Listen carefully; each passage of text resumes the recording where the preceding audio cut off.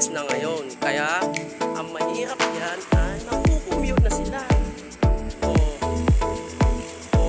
Yan ginagawa pa yung mga parkingan yan. Yan lawak yan, babes. Tignan mo.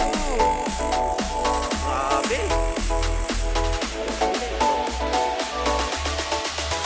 Ngayon, uuwi na ako. Kasi alas 9 na. Ilang oras yun na hindi ko.